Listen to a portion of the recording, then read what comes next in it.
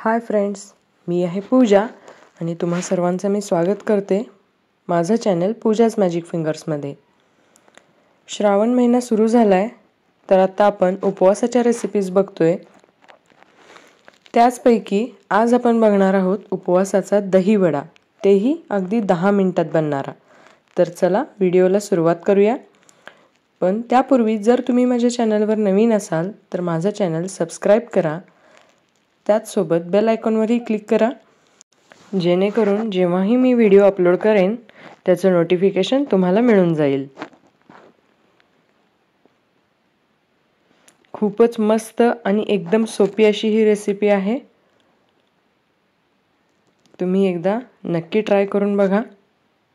सुरुवातीला आपण चिंचगुळाची चटणी तयार करतोय आणि त्यासाठी मी इथे 2 चमचे चिंच तर 4 ते 5 चमचे गूळ घेतलेला आहे आणि तो मी पाण्यामध्ये थोड्या वेळासाठी भिजत ठेवते।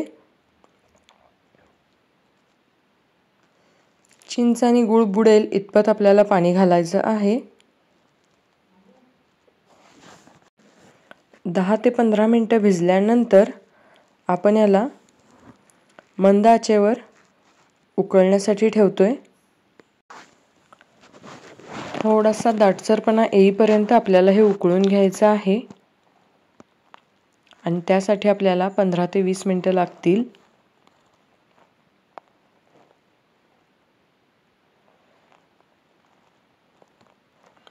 आपली चटणी थोडीशी दाटसर झाली की आपण गॅस बंद करायचा आहे।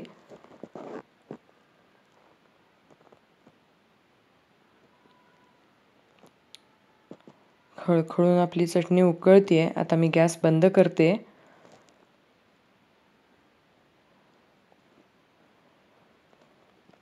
आता दही वड्यांसाठी मी इथे 2 बटाटे घेतलेत, थोडीशी कोथिंबीर घेतली आहे आणि 1 ते 2 मिरची आणि अर्धा इंच आल्याची पेस्ट करून घेतलेली आहे। हे बटाटे आपल्याला मॅश करून घ्यायचे आहेत।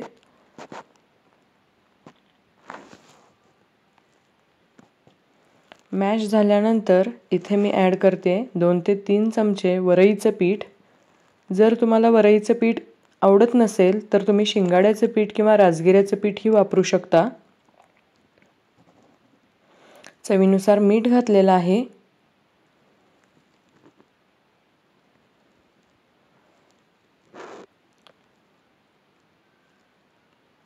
सोबतच आलं मिरचीची पेस्ट घातली आहे आणि हे आपण एकत्र करून घेतोय।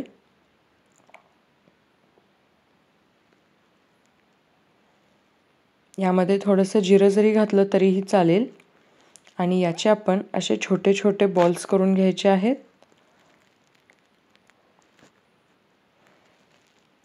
आणि आज मी हा दही वडा शॅलो फ्राय किंवा डीप फ्राय करत नाहीये, तर हा वडा मी आज आप्पे पॅन मध्ये बनवते। तर आप्पे पॅनच्या खोलगटपणानुसार आपण या बॉल्सची साईज ठेवतोय। आप्पे पॅन मी मीडियम हीटवर गरम करण्यासाठी ठेवलेला आहे। त्यात आपण ॲड करूया थोडंसं तेल।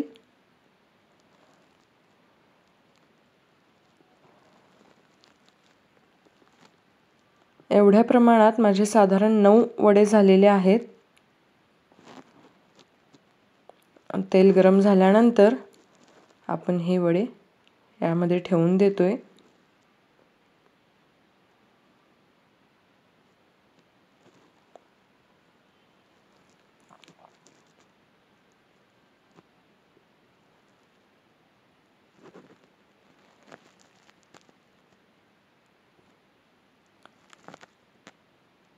खूपच सोपी आणि स्वादिष्ट रेसिपी आहे ही। तर आपल्याला मंद आचेवर 3 ते 4 मिनिटं फ्राय होऊ द्यायचं आहे। आणि आता या चिंचगुळाच्या चटणीपैकी मी ही चिंच थोडीशी कुस्करून घेते। दर 3 ते 4 मिनिटांनी आपण याच्या साइड्स पलटून घ्यायच्या आहेत आणि सगळ्या बाजूने छान असा गोल्डन ब्राऊन कलर येईपर्यंत आपल्याला हे फ्राय करायचं आहे।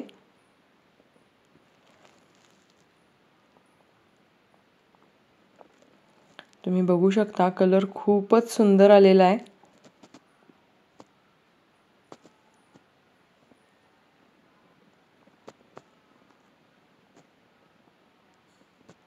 सगळ्या साइड्स फ्राय होईपर्यंत साधारण 10 मिनिटं लागतात आणि ही सोपी रेसिपी तुम्ही एकदा उपवासाला ट्राय करून बघा।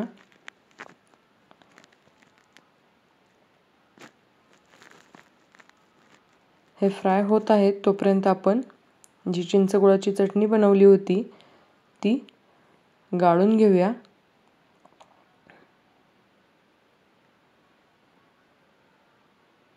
आता त्यामध्ये आपण ॲड करतोय थोडंसं मीठ चवीपुरतं,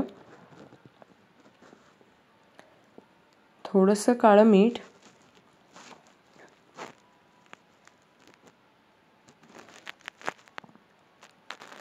आणि पाव चमचा जिरे पावडर। आता हे तुम्ही बघू शकता दोन्ही बाजूने कलर खूपच छान आलेला आहे।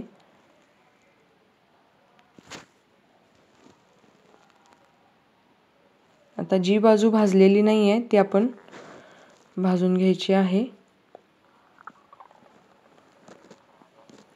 आपण हवं तर याला कटलेट प्रमाणे शॅलो फ्राय सुद्धा करू शकता नॉर्मल पॅन मध्ये,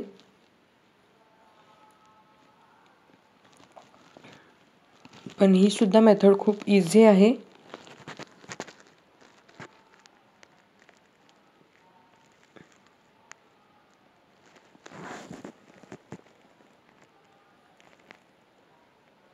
आता आपण आंबट गोड दही तयार करून घेऊया।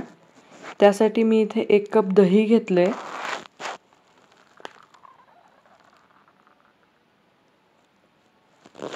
हे वडे फ्राय झालेले आहेत ते आपण साईडला काढून घेऊयात।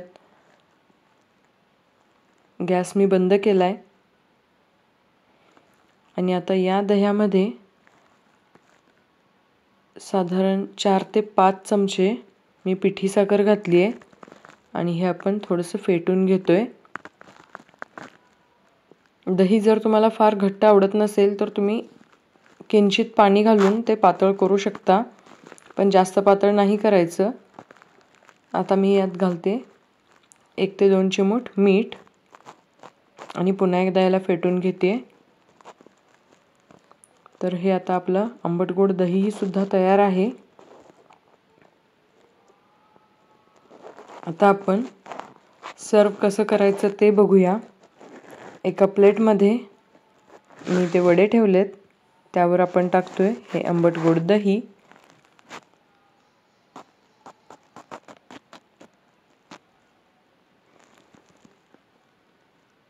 दही तुम्ही तुमच्या आवडीनुसार कमी जास्त करू शकता। त्याच्यावर आता टाकायचं आहे चिंचेची चटणी। मी जास्त नाही टाकली, थोडीशीच टाकली। वरून भाजलेल्या जिऱ्याची पावडर टाकलेली आहे। त्याचसोबत अगदी चिमूटभर लाल मिरचीची पावडर टाकली आहे। तर हा आपला उपवासाचा दही वडा रेडी आहे। तुम्ही वरून कोथिंबीर वगैरे सुद्धा टाकू शकता। तर पुन्हा भेटू नव्या व्हिडिओमध्ये, तोपर्यंत बाय। व्हिडिओ पूर्ण बघितल्याबद्दल धन्यवाद।